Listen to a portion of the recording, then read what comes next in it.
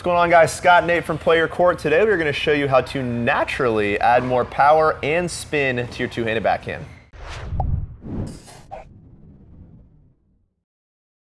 All right, guys, today Nate's delivering all the goodies, not just power, but also spin and naturally. No forced energy here. You've got the magic wand to wave where just all of a sudden I naturally can rip the ball with lots of spin. Maybe not you, but for our audience, wow, that's hurtful and rude. Do what we can.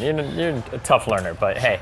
All right, so what we're talking about here is organically finding the racket drop. So what happens a lot of times that whether you're watching instruction online or maybe you're working with a coach, we talk about where the racket needs to be. So we start placing the racket in particular positions. And that means it doesn't happen naturally, which also means that it's rigid and often very, very tight. And we know tight muscles, constricted muscles, don't produce power. And they don't produce anything good, really. Yeah, it's the exact opposite of what we want. So that's what we're talking about today. The racket drop. We know that the racket getting under the ball is where spin comes from, getting that swing path. And without spin, it's hard to have power. Yeah, right? And if you don't understand that, remember, if you hit the ball really hard and there's no spin on it, it just hits the back curtain, right? You've got to have that spin to make the ball dive. So the two do come together naturally in this video, apparently. Yep, that's what it's all about. All right, so let's jump into demo mode. We'll show you exactly what we're talking about, and we're going to give you some cool drills that you can practice at home to make sure that you're getting that racket drop. Let's get it. So what many players have a problem with on their backhand is they have this straight take back where the shoulders raise and the racket comes back through on a flat plane.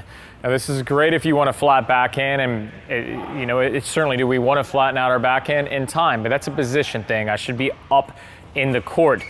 But in time, I've got to develop topspin or I'm gonna have a very inconsistent backhand that's trying to behave as a weapon all the time. And we know the game just doesn't work that way.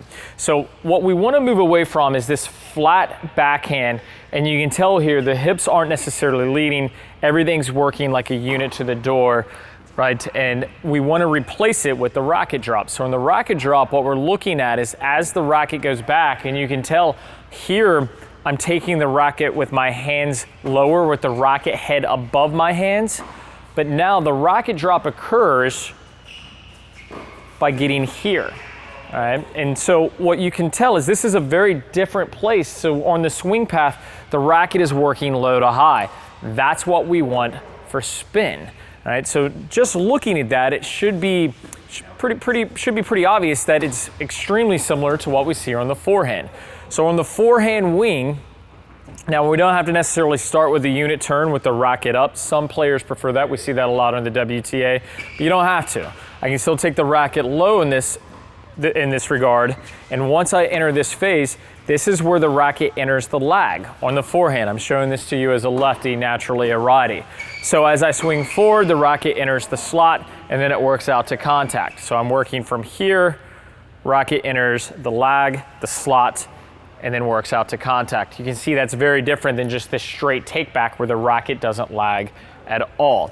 So what we're gonna do is we're gonna practice our two-handed backhand by hitting lefty forehands. I'm gonna show you that too now. Tag Scott back in. We'll show you that drill and I'll tell you what to focus on this exercise. All right, here we're taking a look at Scott hitting lefty forehand. Scott's naturally a righty, so why would he wanna hit with his left hand? So on your two-handed backhand, your non-dominant hand should be doing the majority of the work. That way it starts to feel more like a forehand. The goal here is to allow the wrist to stay loose, allow the racket to continue with the momentum, with that loop. It drops into the lag, ultimately the slot, and then works out to contact. Now when the right hand comes back on the racket, the trick is to let the left hand, the non-dominant hand, continue to do the work. Awesome exercise. If you're struggling with a two-hander, this is one you've got to give a go. All right, so now that we have both hands on the racket, we're prepared to hit the backhand. We've got to talk about what the right hand, the dominant hand, is doing. The key here is when you go back to your racket take back, the right hand has to get passive. All right, now well, obviously if Scott's showing it as a loop, it would drop from this point, and you can tell here, the right hand, it's a passive wrist. This is what's going to allow the left hand to take over. When your right hand engages, if I pull Scott's wrist to here, this is the same way that you pick up a skillet, right? So if I picked up a skillet, I'd lock my wrist to make sure that I'm protecting my forearm, my wrist, everything else. I would never pick it up passive. So if the wrist is passive, the left hand knows that it's taking over. Better backhands, better omelets. Nate Bowling. Yeah, there you go. Put that on a t-shirt. All right, so go through your backhand real quick, Scott. So he's setting up. We'll just show this in the shadow. So there we can see the passive wrist, and this is when the left hand takes over. Now there's something else that's going to happen, and this is important. When should the wrist go passive? This actually has to do with your feet. All right, so Scott, go ahead and start from your ready position. So Scott's setting up to hit his backhand. What you'll tell, it takes the racket back. As he steps in, you can see that is when the wrist is going passive. It's this move of getting the racket back and then the step forward, and the racket will inherently want to drop. All right, this is the natural way of producing spin and power instead of forcing it down here immediately and then you're swinging up.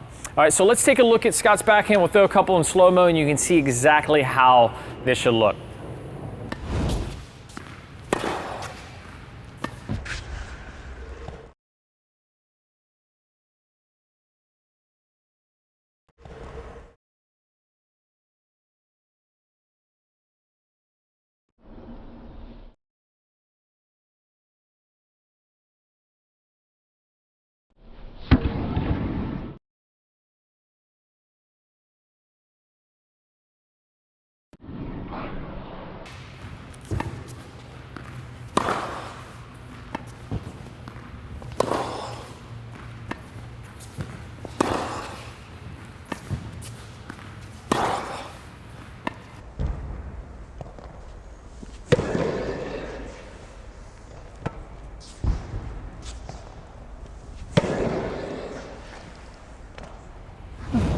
All right, guys, so get out there and try it. Remember, this is all about relaxing, getting rid of that tension, and let your non-dominant hand do the work. Focus on stepping in, stepping across. That will help influence the wrist going passive. That's right, guys. Thanks for watching. If you're somehow not inside the Play Your Court community yet, we want to hook you up. You can grab a 7-day free trial, so check that out in the comments down below. Hopefully see you guys in our next video and inside our community soon. See you guys.